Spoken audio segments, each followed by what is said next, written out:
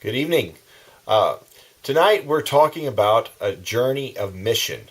The question is, what kind of journey are we on together? What is this group heading toward? What is our goal as Christians? What are we moving toward as on God's call on our lives? Often in small groups, the small group that we're participating in has a very limited purpose. Maybe it's Bible study. Maybe it's fellowship. Maybe it's action oriented. There's some kind of outreach focus. Maybe there's some kind of service orientation that the group has.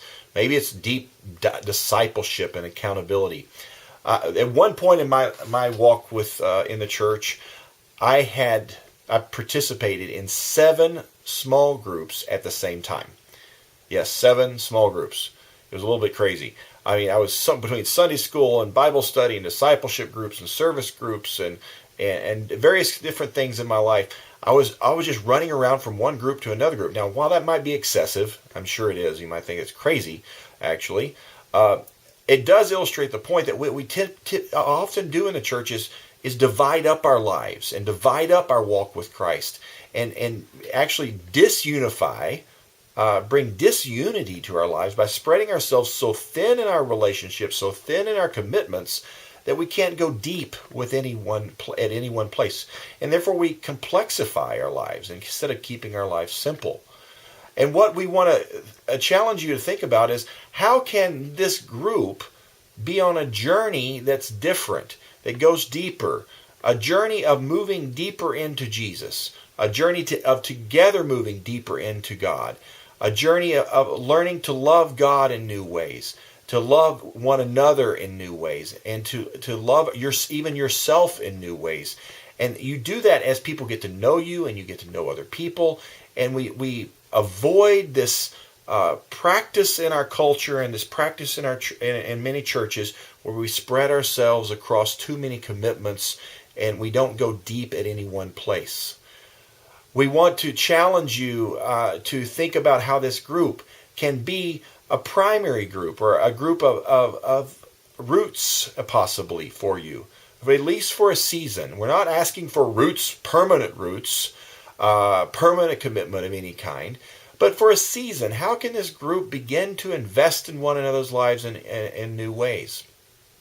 Now, this also means that the group, that love for one another and the love for God will spill out beyond the group.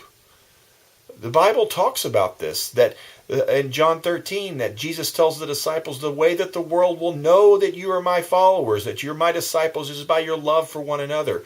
In John 17, we learn that Jesus prayed for his church that we would be one, we would have unity with one another, so that the world might know that God the Father sent the Son.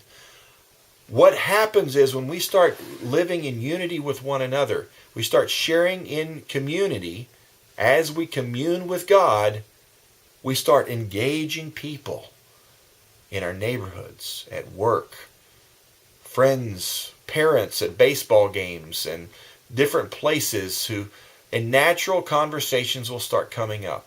Things will start happening that we get to share what God's doing in our life and what God's doing in our community, and we get to share and just share from our heart. We don't have to go about making them Christians and try to get them to believe what we believe.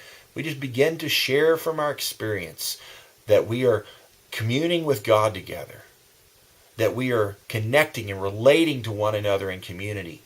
And as we do that, we engage our context, we engage our neighborhoods, we engage our workplaces, and talk with people. And out of the overflow of our experience, out of our unity with one another, we get the opportunity to begin to share what God's doing in our life. You see, a group like this isn't just a piece of our pie where we go say, I've got my prayer group, and then I've got my community group, and then I've got my outreach group. Actually, when God, the dynamic, organic, unpredictable work of the Spirit begins to work in a group, all 3 of those things begin to happen in rather natural ways, actually. And that's our hope, that we can be on that kind of journey together. It's a journey of mission that's very natural, not something you've got to force, but something that naturally rises up from within us.